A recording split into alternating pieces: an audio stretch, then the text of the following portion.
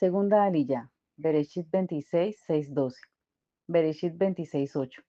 Y sucedió que después de haber estado allí largo tiempo, Abimelech, rey de los filisteos, miró por una ventana y he aquí vio a Yitzhak acariciando a Rebeca su mujer. Según el libro de Yashar, se trataba de 3 meses.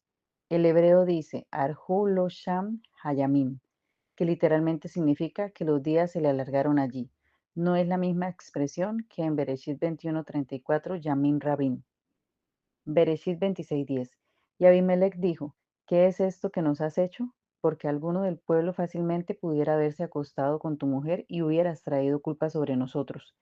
Existen dos tipos de culpa, personal y colectiva. Cuando un individuo peca es responsable de su propio pecado delante del Eterno. Ahora, los pecados de ese individuo también afectan el colectivo al que pertenece, su familia, su ciudad, su congregación, su nación. Si los líderes del colectivo no condenan el pecado del individuo cuando es revelado, vendrá el juicio sobre todo el colectivo por ese pecado individual. Tenemos algunos ejemplos.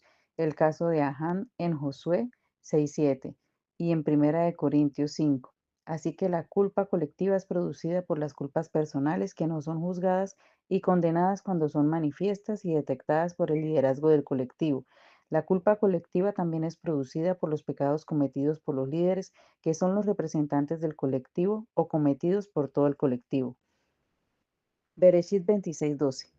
Y sembró Yitzhak en aquella tierra y cosechó aquel año 100 medidas, y el Eterno lo bendijo. Vemos aquí la fe de Yitzhak. El Eterno le había dicho que se quedara en la tierra y que le iba a bendecir. Esta promesa produjo tanta confianza en Yitzhak que a pesar de la sequía tomó la decisión de invertir en una siembra. Había calculado una cierta cantidad de cosecha, pero la producción fue 100 veces más. Yitzhak obedeció al Eterno al no ir a Mizraim a buscar su propio bienestar. Además, confió en la promesa de bendición y sembró durante aquel año de sequía. Esta actitud de sacrificio de los placeres del mundo y confianza de la provisión divina desató el poder de resurrección del Eterno de manera extraordinaria y el resultado fue 100 veces lo esperado. Esto concuerda con las palabras de nuestro Maestro en Marcos 10, 29 al 31. Yeshua dijo, en verdad os digo, no hay nadie que haya dejado casa o hermanos o hermanas o madre o padre o hijos o tierras por causa de mí y por causa del Evangelio, que no reciba 100 veces más ahora en este tiempo, casas y hermanos y hermanas y madres e hijos y tierras junto con persecuciones y en el siglo venidero la vida eterna. Pero muchos primeros serán últimos y los últimos primeros. El maestro dijo que se recibe esta recompensa junto con persecuciones, y esto fue precisamente lo que pasó con nuestro padre Yitzhak. Tercera aliyah, Bereshit 26, 13 al 22. Bereshit 26, 15. Y todos los pozos que los siervos de su padre habían cavado en los días de Abraham su padre, los filisteos los cegaron llenándolos de tierra. Un pozo es una fuente de vida y representa la fuente de la vida espiritual. Los enemigos sabían que la fuente natural para la prosperidad de Isaac eran los pozos y por eso lo llenaron de tierra. El enemigo siempre intentará cerrar el paso entre nosotros y la fuente de vida espiritual que el Eterno nos ha dado. El Eterno mismo es nuestra fuente de vida y nuestra relación con Él se desarrolla principalmente mediante la oración y el estudio de la Torá. Estas dos áreas son el ataque principal del enemigo de nuestras almas. Salmo 36:9.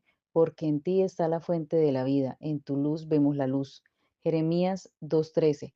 Porque dos males han hecho mi pueblo, me han abandonado a mí, fuente de aguas vivas, y han cavado para sí cisternas, cisternas agrietadas que no retienen el agua. Proverbios 18:4. Aguas profundas son las palabras de la boca del hombre, arroyo que fluye, la fuente de la sabiduría. Proverbios 13:14. La Torá del sabio es fuente de vida para apartarse de los lazos de la muerte. Y Juan 4:14. Pero el que beba del agua que yo le daré no tendrá sed jamás, sino que el agua que yo le daré se convertirá en él una fuente de agua que brota para vida eterna. El agua que da el Mashiach es su Torá. La fuente que brota para vida eterna es el espíritu del Mashiach que entra a morar en todos aquellos que reciben sus palabras de vida. No permitas que los enemigos cierren tu pozo. Toma por lo menos una hora todos los días para sacar de la fuente de vida mediante la oración y el estudio de las escrituras. Bereshit 26:18. Zigzag volvió a cavar los pozos de agua que habían sido cavados en los días de su padre Abraham, porque los filisteos los habían cegado después de la muerte de Abraham, y les puso los mismos nombres que su padre les había puesto. Los pozos de Abraham representan las revelaciones que él había obtenido mediante su búsqueda espiritual. Las revelaciones de nuestros padres pueden ser obstruidas por nuestros enemigos y nuestra tarea es cavar de nuevo esos pozos y respetar los nombres que tuvieron. Este texto nos enseña que nuestra relación de vida con el Eterno depende en gran medida de nuestros antepasados espirituales. No menospreciemos las revelaciones de los antiguos, respetemos las fuentes de los padres. No cambiemos los nombres de las cosas reveladas del cielo. No pongamos nombres paganos a conceptos hebreos. No cambiemos el nombre de Yeshua por Jesús. Respetemos las tradiciones del pueblo de Israel. Zigzag era un hombre de oración y de cavar pozos. Las dos cosas tienen relación.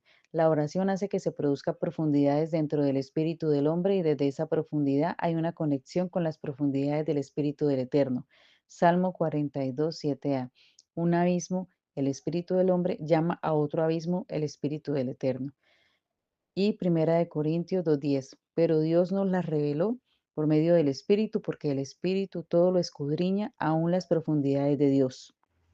Bereshit 26, 20-22. Entonces riñeron los pastores de Gerar con los pastores de Zigzag, diciendo, el agua es nuestra. Por eso él llamó al pozo de Sec, porque habían reñido con él.